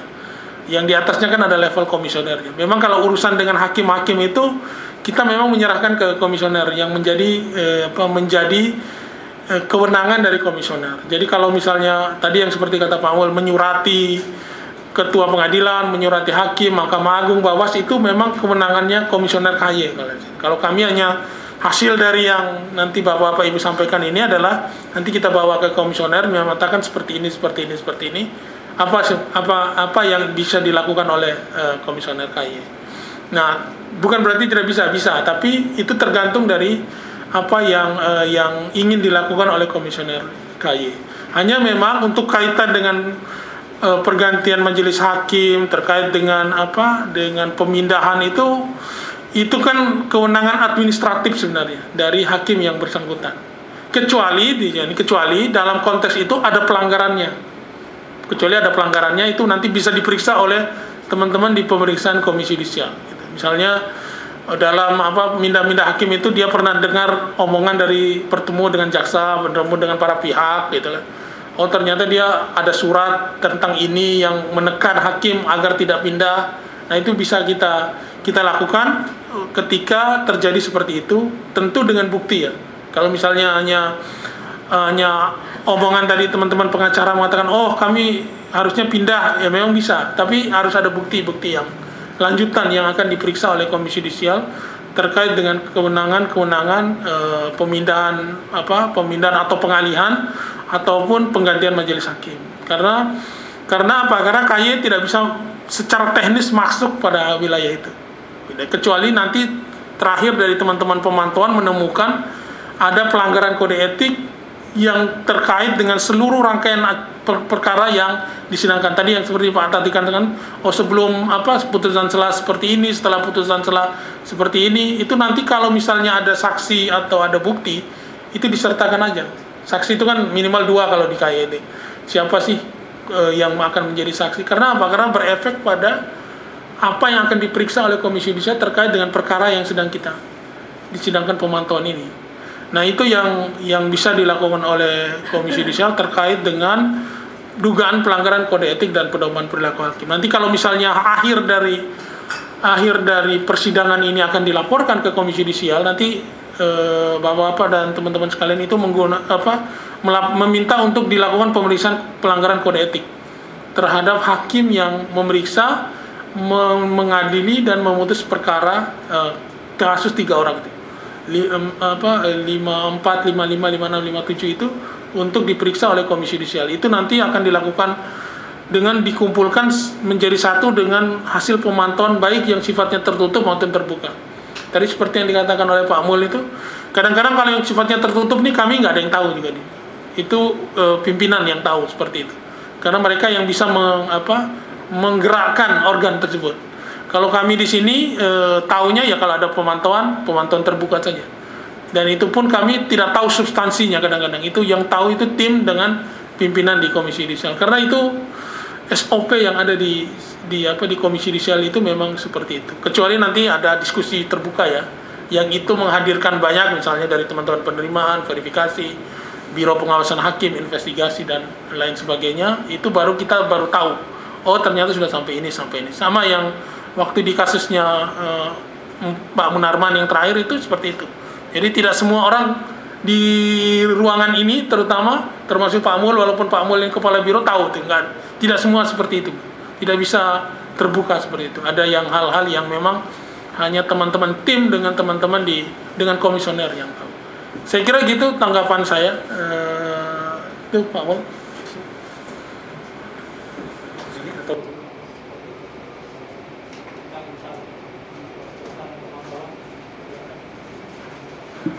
Bismillah. Assalamualaikum warahmatullahi wabarakatuh. Ya, selamat siang kepada teman-teman semua. Terima kasih atas kehadirannya pada hari ini. Saya sekedar menambahkan apa yang sudah disampaikan oleh Pak Kepala Biro, Pak Mulyadi, dan dari tenaga ahli Pak Imron. Jadi pada saat berkas ini dimasukkan ke komisi yudisial, ini sudah menjadi perhatian dari pimpinan untuk dilakukan pemantauan. Lalu berdasarkan dengan penugasan yang diberikan oleh pimpinan, kami dari tim sudah melakukan pemantauan ke PN Jakarta Timur. Sebagaimana yang tadi juga disampaikan oleh Pak Imron, sifatnya memang untuk beberapa perkara itu ada yang penugasan khusus dari pimpinan, jadi mungkin tidak semua ada yang di Biro Pengawasan Hakim itu mengetahui. Tetapi kami memang dari tim pemantau itu telah melakukan pemantauan ke sidang PN Jakarta Timur. Kita melakukannya sidangnya pemantauan secara terbuka dan tertutup juga Bapak Ibu sekalian. Jadi menanggapi dari informasi sebelumnya yang menyampaikan bahwa tidak semua penasehat hukum itu bisa masuk ke ruang sidang, itu juga kami tindak lanjuti. Jadi informasi-informasi yang didapatkan dari izin saya sampaikan di sini selaku pemohon, semuanya saya sampaikan sebagai pemohon, itu kami komunikasikan kepada pimpinan di Pengadilan Negeri Jakarta Timur. Jadi agar bagaimanapun juga akses publik itu dan berita-berita di luar itu harus bisa diketahui oleh dari Pengadilan Negeri Jakarta Timur supaya untuk mereka bersidang ke depannya itu bisa istilahnya kita saling cek-recek lah gitu. Jadi masukan apapun yang disampaikan oleh Bapak Ibu semua di sini selaku pemohon itu insya Allah akan kami sampaikan juga kepada pimpinan di Pengadilan Negeri Jakarta Timur untuk bisa diteruskan juga kepada Majelis Hakim. Berhubung ini sidangnya masih jalan Bapak Ibu, jadi tadi kami juga ngecek untuk 3 perkara 574 itu besok itu masih ada pemeriksaan saksi, 575 juga sama, 576 yang kemarin tanggal 3. Jadi proses pemantauannya ini masih berlangsung. Jadi kita juga melakukan pemantauan ada 3 sebenarnya Pak, langsung, terbuka, tertutup, dan tidak langsung. Tidak langsungnya itu tadi adalah Komisi Yudisial juga menyurati kepada Majelis Hakim agar bersidang sesuai dengan hukum acara dan sesuai dengan kode etik dan pedoman perilaku hakim. Mungkin saya hanya sedikit menyampaikan Pak, karena sidang ini masih panjang, masih berjalan, belum ada kesimpulan apapun yang bisa kita tarik karena kita harus mengkompilasi sampai akhir persidangan. Akan tetapi jika ada informasi-informasi tambahan dari teman-teman tim pengacara yang bisa disampaikan ke kami atau mungkin juga memiliki rekaman sidang sendiri, itu bisa disampaikan ke kami untuk bahan analisis kami di internal di Komisi Yudisial. Mungkin itu sedikit dari saya, akan ditambahkan dari Mas Ferry. Terima kasih. Ya, terima kasih untuk waktunya Bapak Ibu sekalian. Terkait persidangan di PN Jakarta Timur, memang seperti yang disampaikan oleh Pak Kepala Biro, memang butuh teknik khusus ya untuk masuk ke dalamnya. Kami pun yang membawa nama Komisi Yudisial juga perlu strategi juga untuk masuk. Ya, tidak bisa kita terlambat datang ya Pak ya, ketika itu pengamanan sudah cukup ketat gitu, kita malah nanti ketinggalan sendiri dan malah membuat situasi malah semakin tidak baik gitu. Makanya kita juga dalam melakukan pemantauan ini perlu strategi khusus, dan terima kasih juga ketika di lapangan ya Bapak Ibu pengacara juga kooperatif ya Bu Nini ya, dan alhamdulillahnya pihak pimpinan pengadilan juga termasuk kooperatif juga dengan Komisi Yudisial gitu, yang menyampaikan apa adanya. Mungkin tiap pimpinan pengadilan itu beda-beda karakternya, tapi yang kali ini yang kami lihat, yang kami alami itu cukup kooperatif dengan kami. Mungkin itu yang bisa kami sampaikan. Terima kasih. Assalamualaikum warahmatullahi wabarakatuh. Demikian dari ini upaya-upaya yang dilakukan oleh Komisi Yudisial sepanjang itu menjadi kewenangan kami, itu akan kami laksanakan. Tapi ada hal tertentu yang di luar kewenangan KY, kami upayakan juga, kami akan bersurat menyentuh hati majelisnya lah. Ya, kita kan sesama Indonesia sebagai negara Muslim terbesar, ada ustadz ulama yang diduga atau dituduhkan menjadi terorisme. Itu menjadi keprihatinan kita semua. Kepada pihak keluarga juga kami dari KY juga mengucapkan keprihatinan yang dalam. Tadi udah dengar bagaimana cerita pihak lawyer dan pihak keluarga tidak bisa ketemu ya. Ya ketemu tuh, berat badan turun berapa, 12 kilo ya dalam jangka waktu selama penahanan di Cikeas ya.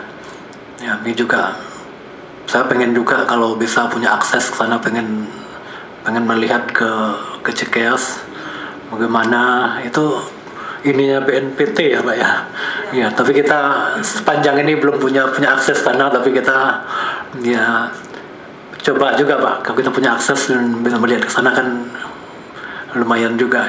Dari kami itu Bapak dan Ibu-ibu sekalian, terima kasih atas kehadirannya.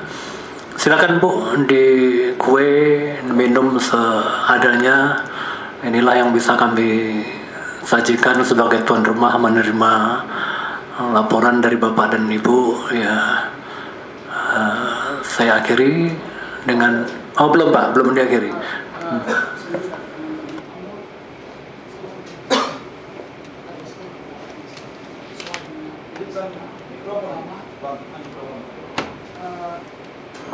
Pak Mul mohon izin, saya mencoba merespon dan mendalami.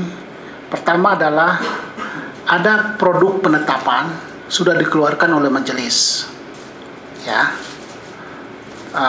Mohon untuk bisa dikonfirmasikan ke majelis, entah itu melalui ketua PN, yaitu penetapan menyangkut penolakan pemindahan penahanan. Setelah kami membangun konstruksi argumentasi dengan berbagai alasan dan berdasarkan hukum, lahirlah penetapan itu. Nah, ketika penetapan itu keluar, kami minta, sudah berapa kali rekan kita minta ke PTSP. Tapi sampai dengan hari ini kami audiensi belum keluar. Kita mau pelajari isinya itu. Yang kedua, penetapan, kita kan minta permohonan untuk pemindahan penahanan dengan konstruksi argumentasi, tetapi di ujungnya itu majelis mengeluarkan penetapan, tidak diterima, ya. Nah, yang perlu saya sampaikan itu, setiap kali kami mengajukan pemindahan itu, sebelum penetapan itu keluar itu, majelis selalu menanyakan kepada jaksa penuntut umum. Padahal sesuai dengan ketentuan hukum acara pidana nomor 8 tahun 81 itu sudah menjadi ranah dan kewenangan majelis. Tidak perlu harus tanya bagaimana penuntut umum, keadaan kesehatan mereka gimana. Bukan itu yang dimaksud. Kewenangan itu yang kita pingin agar supaya digunakan secara maksimal sesuai dengan perintah KUHP Undang-Undang nomor 8 tahun 81 itu. Ya, itu pertama.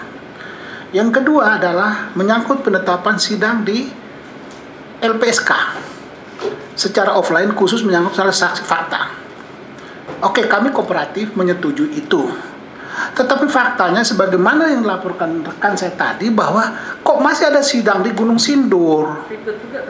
Apakah itu bagian daripada pelanggaran yang bertentangan dengan penetapan yang sudah diterbitkan, kemudian majelis mengabaikan itu? Apakah itu bagian daripada pelanggaran kode etik perilaku hakim? Ya, sesuai dengan kewenangan itu. Itu kedua. Ketiga, ya, soal menyangkut masalah pengawasan terbuka dan tertutup. Tadi saya sudah menjelaskan sebelum putusan sela itu suasana persidangan memang cukup alot. Bahkan Pak, mungkin di video sudah keluar, di depan persidangan pakai senjata Pak, kita nggak bisa masuk. Ini teman saya di ujung, Ricky, kenapa dia sampai bereaksi di YouTube? Siapa yang memulai? Ya kami yang mengakhiri. Dengan cara kami apa? Keluar ke YouTube. Ada yang telepon langsung ke Pak Mahfud MD, kenapa jadi begini gitu loh. Nah, ini yang kejadian yang sesungguhnya. Nah, ini yang saya ingin katakan bahwa tolong KY dengan kewenangan yang berkaitan dengan masalah kode etik dan perilaku hakim ini, ya kan, saya terima kasih banyak, ya. Surat sudah ke PN dan kami rasakan masuk dalam tahap pokok perkara majelis kondusif bagus. Hanya kekurangan satu, kok ini kan pidana ini kan aktif, kenapa tidak mendalami materi itu? Sehingga tadi saya katakan kekhawatiran akan timbul itu jangan sampai di BAP yang diambil menjadi rujukan kemudian menjatuhkan putusan. Ya, nah ini yang di bagian pemantauan Bu Nunik mohon lebih awal dilakukan dengan teknis seperti apa, bukan mengintervensi, tetapi perintah undang-undang itu bahwa di kekuasaan kehakiman itu hakim wajib menggali, wajib loh, berkewajiban menggali, ya. Nah, artinya dia menggali, kenapa harus dia? Ya. Nah, ini menyangkut masalah materi. Nah, oleh karena itu saya secara pribadi atas nama teman-teman terima kasih banyak karena sedikit ada perubahan ketika masuk ke pokok perkara itu, suasananya bagus, kita juga semua tim hukum ya, jaksa juga berwenang untuk berbicara. Cuma ada satu hal Pak Mol, penasihat hukum kita ini nggak ada di LPSK.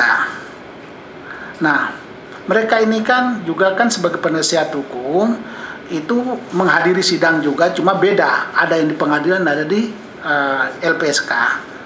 Nah, ketika itu kita mempertanyakan dan meminta solusi konkret, bahwa mereka juga kan punya kewenangan untuk menanyakan kepada saksi yang ada di LPSK, ya kan? Nah ini mungkin masukan aja, tolong dikonfirmasikan. Tapi hakim sudah memutuskan bahwa ya semua di persidangan, tidak di sana, ya kan? Tetapi saya terus terang saja bahwa di sana itu kemarin teman saya sempat tegur, kok bilang di sana kok nggak ada orang, ternyata kok di samping situ kok ada orang. Nah ini kan berkaitan dengan pertanyaan-pertanyaan penasihat hukum masuk kepada teknik unsur, Pak, perbuatan jahat, perekrutan, ya kan? Nah inilah makanya kan fungsi pengawasan itu ya kami mohon agar supaya baik itu tertutup atau terbuka secara detail dilakukan sedemikian rupa supaya di ujung daripada harapan putusan itu bisa objektif, Pak. Nah itu aja tambahan dari saya, Pak. Terima kasih banyak ya kan atas langkah-langkah pengawasan dari KAY yang sudah dilakukan baik secara terbuka dan tertutup, dan saya secara pribadi merasakan itu agak bagus ya kan. Cuma ada satu hal itu keaktifan aktif untuk menggali. Itu aja. Terima kasih, lebih kurangnya mohon maaf. Assalamualaikum warahmatullahi wabarakatuh. Salam.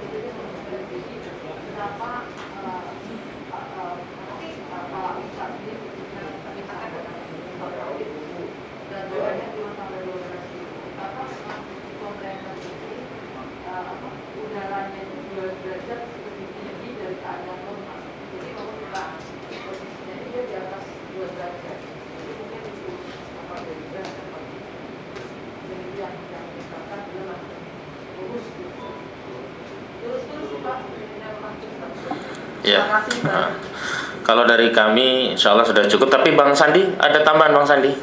Cukup ya? Baik, ya kami terima kasih sekali Pak Mul sudah berkenan menerima kami.